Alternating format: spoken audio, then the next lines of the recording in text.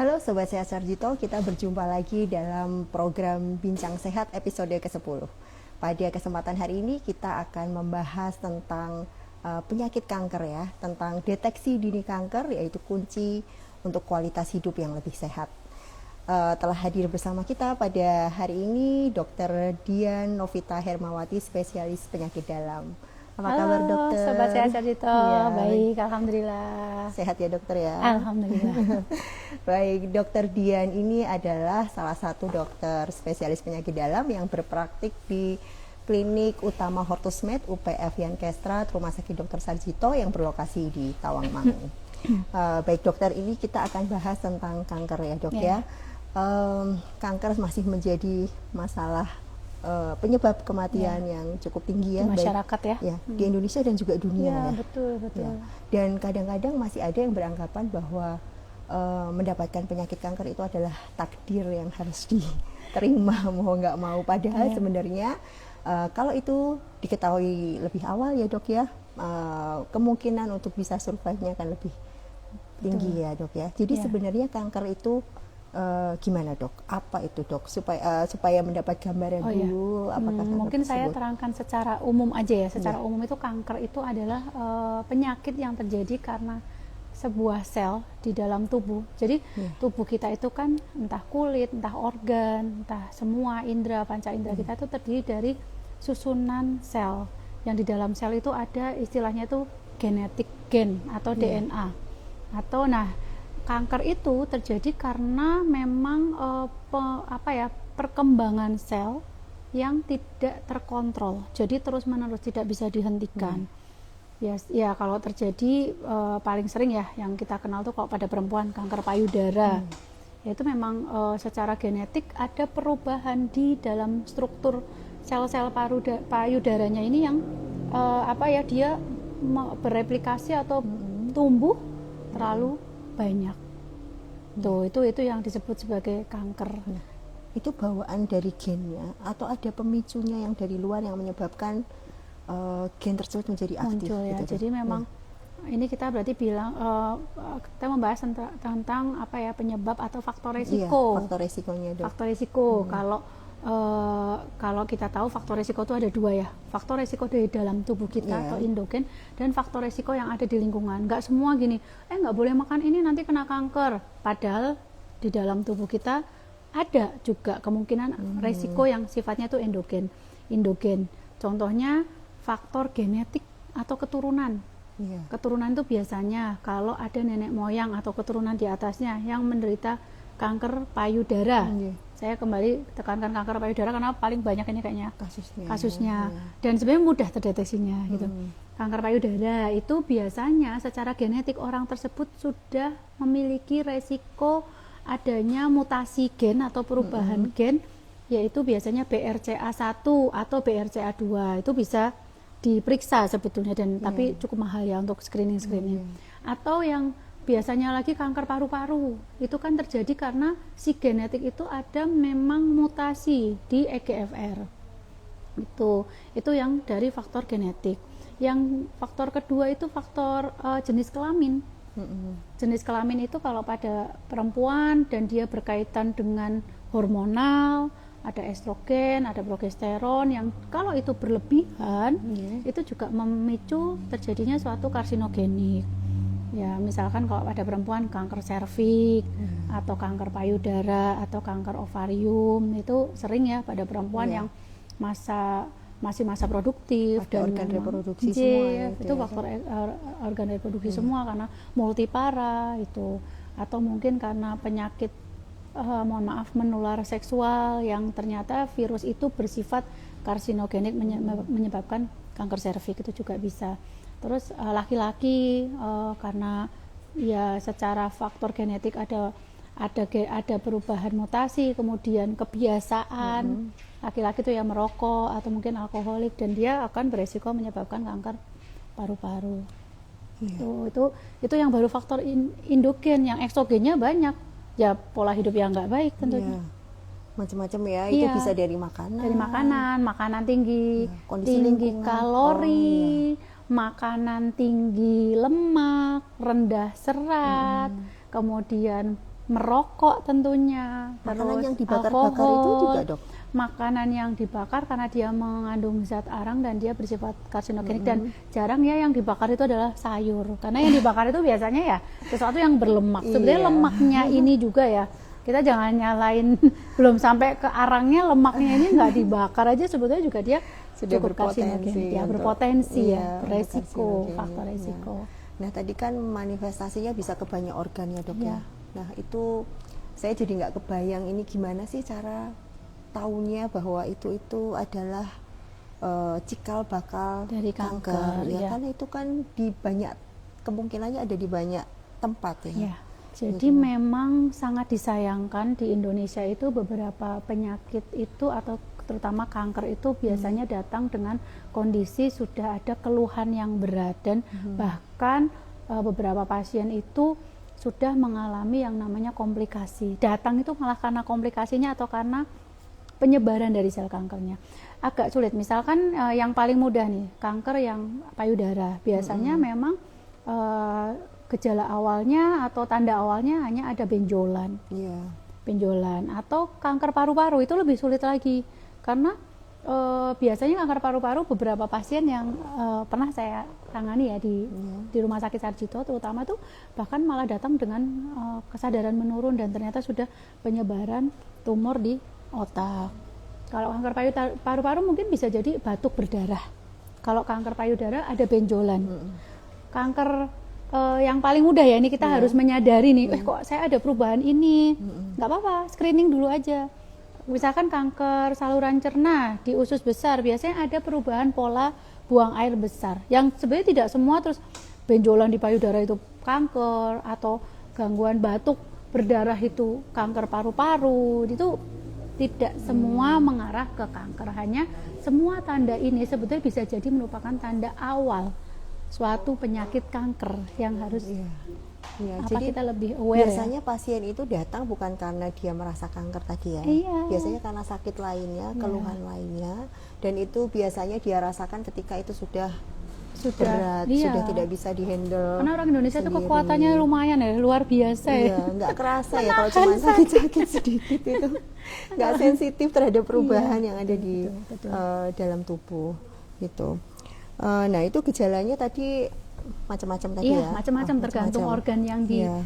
yang diserang ya oleh sel kanker. Terus ini deteksi dini untuk kanker ya, Dok. Tadi kan ada beberapa metode secara medis yang kata dokter itu cukup mahal ya. Apakah ada cara deteksi dini yang bisa mungkin dilakukan sendiri oleh seseorang gitu? Yang saya dengar sih payudara ya, Dok, bisa deteksi dini. Betul. Jadi kalau ada beberapa kanker itu yang sebetulnya kita bisa mendeteksi karena adanya perubahan pola warning di dalam tubuh kita. Misalkan kayak payudara itu sebetulnya kita bisa melakukan pendeteksi dengan melakukan sadari pemeriksaan payudara sendiri. Yang itu memang mulai ada beberapa YouTube caranya atau mungkin flyer tuh banyak tata caranya untuk melihat adanya perubahan atau ada tidaknya benjolan di struktur payudara. Itu diperiksanya tidak hanya di sekedar payudara, tapi sampai dengan ke ujung ketiak. Karena ujung payudara itu sampai dengan ke ketiak. Itu harus diperiksa semua. Itu untuk kanker payudara. Untuk Dok, itu bisa dilakukan sendiri atau harus tenaga medis, Dok? Bisa dilakukan oleh sendiri. Biasanya ada beberapa apa tuh namanya kalau di puskesmas tuh kader ya. Oh iya, kader itu kader kesehatan yang diajari, harus mengajari ke masyarakat. Itu caranya adalah kita mungkin agak vulgar ya kalau di sini menampil. Mungkin dicari di YouTube banyak tata caranya, dan itu memang tidak sekedar hanya dipegang payudara tapi diputer di sekitar payudara dari mulai puting sampai dengan ke dalam pangkal payudara, kemudian sampai dengan ke ketiak. Itu cara melihat ada perubahan atau tidak. Satu, yang kedua dilihat payudaranya ada, puting susunya ada perubahan atau tidak. Itu hal-hal yang cukup mudah. Kalau ada perubahan dan kok dikhawatirkan ke arah mengarah ke, apalagi misalkan ada genetik nih, nggak apa-apa, screening dulu aja. nanti oleh dokter mungkin akan diperiksa lebih lanjut. Tuh. Iya. Itu untuk payudara. Terus sekarang lagi banyak itu kayak limfoma. Limfoma itu jaringan getah bening. Itu mudah, kita menyisir di sekitar leher ini, kita sisir, kemudian ke belakang, dilihat ada benjolan atau tidak, dirasakan. Setiap perubahan tubuh itu harusnya kita punya sense ya, punya feel, oh ya ini ada yang berubah, dipegang sampai dengan sini, terus kemudian sampai dengan ini kok misalkan dok kok saya kok jadi ada membesar, nah itu nggak ada salahnya untuk dipastikan apakah itu cuma sekedar infeksi atau memang merupakan cikal dari suatu tumor. Ada jenis kanker yang sulit dideteksi sendiri dok? Ada sebetulnya ya, karena memang kefahaman masyarakat tentang penyakit kanker ini masih cukup rendah ya, kesadaran, mohon maaf kesadarannya itu masih cukup enggak lah gitu. Jadi sebetulnya untuk kanker itu bisa didiagnosis sejak awal dengan metode screening. Terutama untuk orang-orang yang memang ada resiko tadi secara genetik, rentan. Screeningnya macam-macam. Screeningnya biasanya ada yang dalam bentuk kuesioner, misalkan kayak misalkan kanker kolon, itu biasanya ada perubahan pola, akan ada anamnesis ya dari dokter. Tapi memang harusnya kesadaran masing-masing orang ini sendiri ya. Jadi kesannya itu kanker sulit terdiagnosis karena rata-rata orang Indonesia itu jarang melakukan kayak pemeriksaan medical check up. Jadi tahu-tahu datang ke dokter, mohon maaf di kondisi yang sudah sakit baru ke dokter. Itu yang kurang ya. Jadi menyebabkan seolah-olah kanker itu sulit untuk terdiagnosis secara dini, padahal itu bisa kita screening. Screening itu tujuannya untuk mencegah si kanker ini dapat mendiagnosis kanker di staging di stadium awal, sehingga tata laksana dan entah operasi entah kemo bisa sejak awal diputuskan. Memang ya hal-hal seperti itu memang harusnya rutin ya dok ya. Harusnya entah rutin. Itu setahun sekali. Cuman kadang-kadang kita nggak mengalokasikan. Nggak cuman uang aja ya, waktu dan juga. Dan terkadang orang itu ya kan medical check up itu tidak ditanggung ya. Iya betul. Tapi memang kepentingan untuk preventifnya itu cukup tinggi, setidaknya paling tidak dalam 1 bulan bekerja atau 1 tahun bekerja sekian persen lah untuk mempreventif jangan sampai ada sakit. Itu nggak ada salahnya. Tapi atau sekarang ada pemeriksaan gratis ya, itu lumayan untuk. Saya sendiri juga membayangkan kalau harus medical check up full gitu, rasanya juga agak takut takut sama hasilnya nanti seperti apa. Akhirnya ya menunda terus ya, mudah-mudahan sih mudah-mudahan tidak. Nah itu tadi beberapa kelompok yang rentan selain tadi karena faktor ini ya keturunan, apakah ada faktor-faktor lain yang dia rentan beresiko untuk terkena kanker daripada kelompok yang lainnya? Misalnya dari faktor tadi dokter sudah menyebut juga jenis kelamin kemudian mungkin faktor usia, karena sekarang penderita kanker di usia anak-anak juga cukup banyak ya dok ya. Kalau di usia anak-anak itu memang selain memang secara genetik mereka punya bakat di situ, yang kedua memang habit makan sekarang itu kan sangat kurang, dalam tanda kutip ya, kurang sehat ya. Sebetulnya secara teori kelompok usia yang resiko untuk rentan terjadi kanker itu kalau secara teori itu usia tua, karena usia tua itu otomatis ketidakstabilan regenerasi sel pasti akan ada tuh secara teori. Tapi ternyata teori yang lain sekarang menyebutkan usia muda juga banyak, dan itu memang karena tadi faktor genetik yang didukung oleh faktor eksternal, pola makan kita ya sekarang yang rendah serat, kemudian ultra processed food, terus ya semua ya termasuk minuman, itu akhirnya memicu, sebetulnya itu yang membuat sel kita itu melakukan regenerasi. Sel itu kan punya kemampuan regenerasi. Nah, regenerasi yang salah ini yang akhirnya malah menjadi berkembang dan terjadilah penyakit kanker. Ada jenis kanker tertentu yang banyak diderita anak-anak dok, yang saya dengar leukemia. Anak-anak biasanya leukemia itu cenderung memang lebih banyak.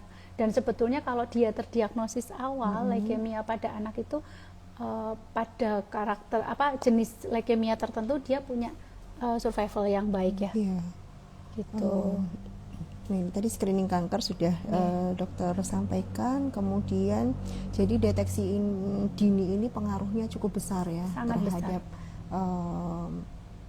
nanti ya pasien yang memang dia ya, di Indonesia itu kita sekarang masih capek untuk mendiagnosis yang sudah terdiagnosis. Jadi maksudnya sudah jelas itu kanker dan akhirnya terjadi sudah di kondisi yang metastasis. Metastasis itu penyebaran sel kanker ke organ-organ lain. Kalau di luar negeri memang kesadarannya mereka pasien itu screening ketat per 6 bulan, 1 tahun itu wajib.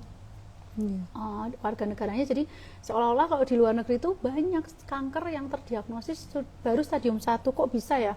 Kalau di Indonesia tuh 1001 mungkin jarang, karena memang yang kita butuhkan bukan ketidakmampuan dokternya. Kalau dokter, apalagi dokter ahli, saya kebetulan hanya penyakit dalam.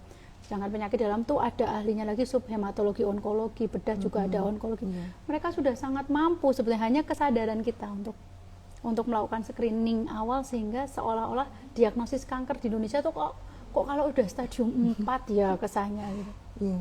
Dokter, berdasarkan pengalaman dokter selama ini ya, ada pasien yang dokter tangani, ada contoh yang bisa survive dengan baik gitu dok, yang dia karena dia lebih awal diketahui ini penyakit kankernya, atau barangkali ada juga yang bisa bertahan walaupun dia sudah dideteksi di stadium yang lebih lanjut gitu dok.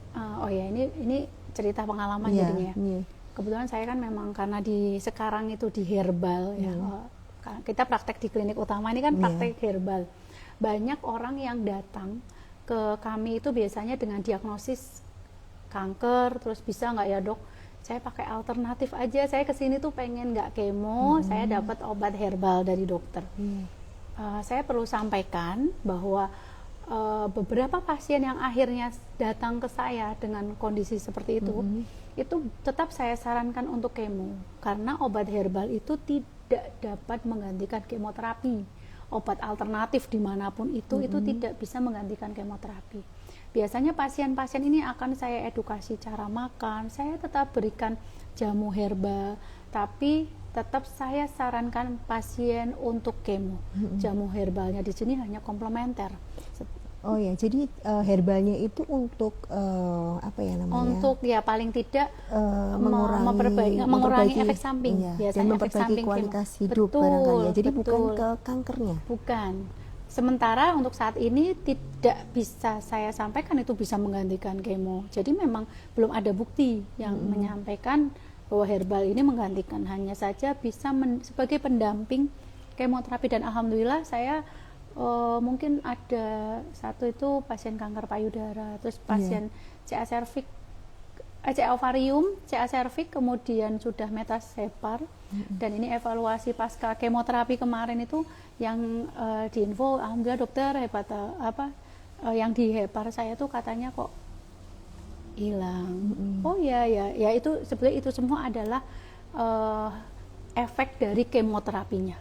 Bukan dari herbalnya. Bukan, herbalnya itu hanya membantu pasien jadi tidak muncul efek samping kemoterapi yang berat.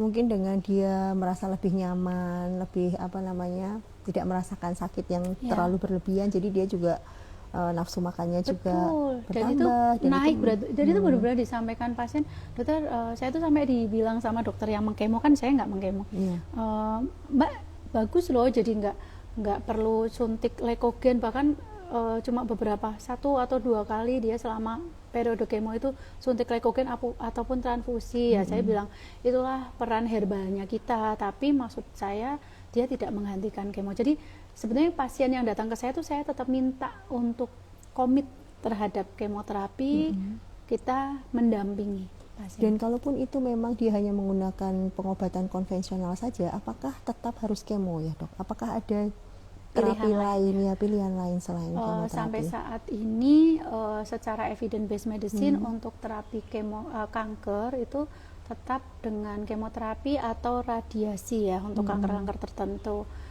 atau operasi kalau yang memang operable. Jadi biasanya kombinasi antara ketiga modalitas terapi tersebut itu. Nah, kemudian sering berkembang banyak mitos atau kesalahpahaman di masyarakat ya dok tentang kanker ini yang misalnya ya sudah tidak ada harapan lagi gitu ya. Yang itu kata-kata tidak bisa sembuh itu yang pasti akan menurunkan motivasinya dia, akan secara mental itu akan terus melemah gitu dok. Nah itu gimana nih cara meluruskan mitos-mitos atau kesalahpahaman tersebut? Untuk pasien, beberapa pasien yang masih oleh dokter itu dikatakan masih sangat mungkin untuk dilakukan kemoterapi, artinya tuh masih ada obatnya di situ. Sehingga tidak perlu khawatir untuk kemoterapi. Atau kadang ada pasien beberapa memang yang dikirim ke divisi kami psikosomatik paliatif medik. Kebetulan saya di Sarjito ada di divisi psikosomatik dan paliatif medis. Itu memang pasien-pasien yang sebetulnya sudah tidak bisa di kemoterapi atau di radiasi atau di samarium atau di terapi apapun, tapi bukan berarti tidak bisa lagi dilakukan tindakan. Maksudnya lakukan tindakan itu memang tujuan terapinya sudah tidak lagi untuk sembuh, tapi lebih ke kualitas hidup.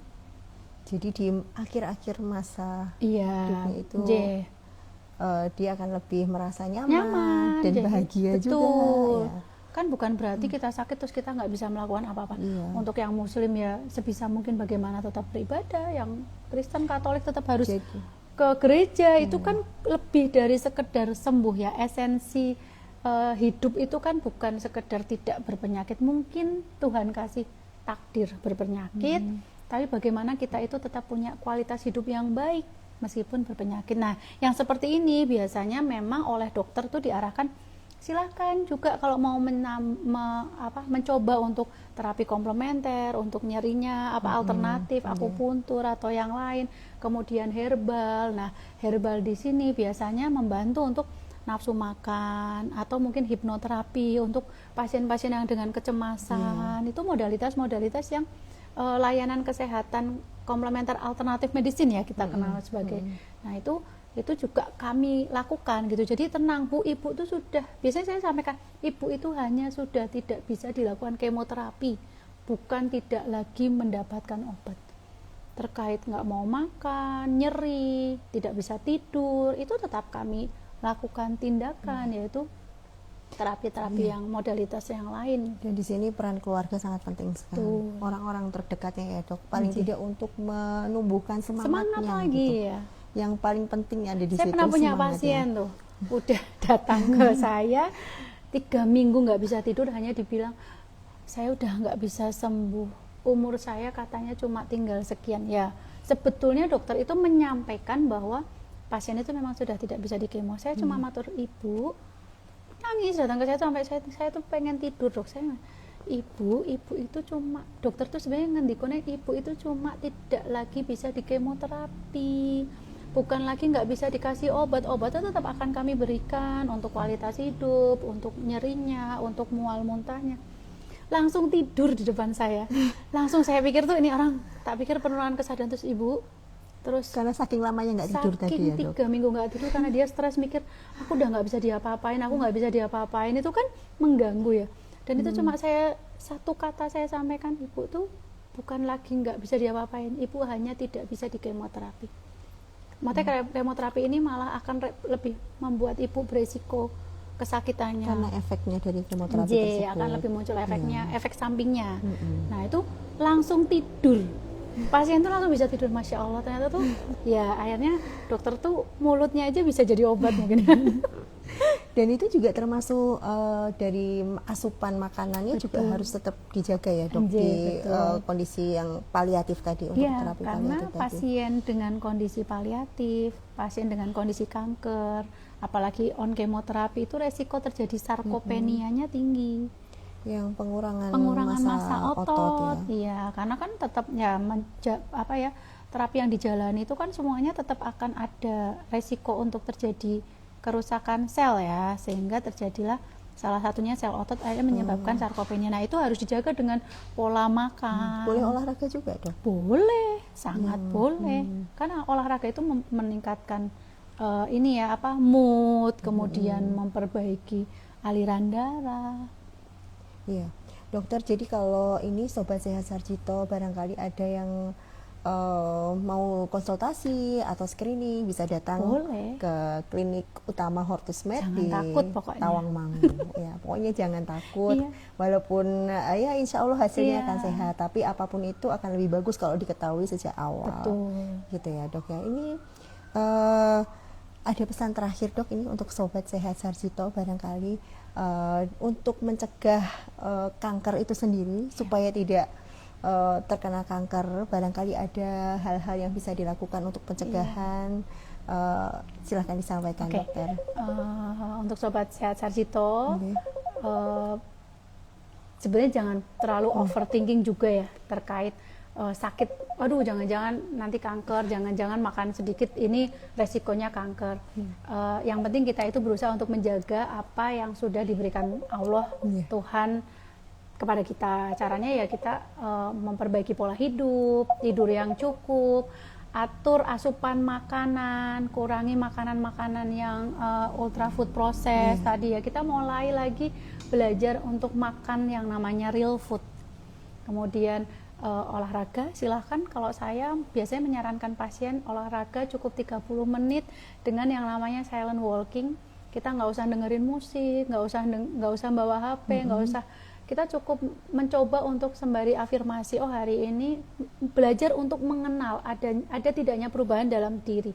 Oh hari ini kepala saya baik, tidak ada pusing, tidak ada nyeri, leher saya baik. Oh kita ini ya, itu kayak komunikasi organ, kebersyukuran. Oh ya, gitu. Dan itu mulai aware kalau memang ada perubahan. Kalau ada perubahan, monggo boleh kalau ingin mencari terapi alternatif, tapi tolong carilah konsultan atau konsultasikanlah dengan orang yang bisa diajak komunikasi yang baik. Jadi tidak nakut-nakuti, wah ini nanti akan dibeginikan gitu. Karena sebenarnya sakit kanker itu sesuatu yang mudah dideteksi, mudah di screening ketika kita itu tahu, mengenali tubuh kita sendiri. Jadi kalau ada perubahan, datang dulu ke dokter, datang dulu ke ahlinya gitu. Terima kasih banyak dokter untuk bincang sehat kali ini ya. Jadi Sobat Sehat Sarjito, sesuai dengan yang disampaikan dokter Dian tadi, ada cara-cara kita untuk mencegah penyakit kanker ini, dan tentunya juga perlu kesadaran untuk melakukan deteksi dini. Terima kasih sekali Sobat Sehat Sarjito untuk bergabung dengan kami pada hari ini. Kita akan berjumpa lagi pada episode Bincang Sehat berikutnya. Terima kasih dokter. Ya, sama-sama. Salam sehat dari Tawangmangu.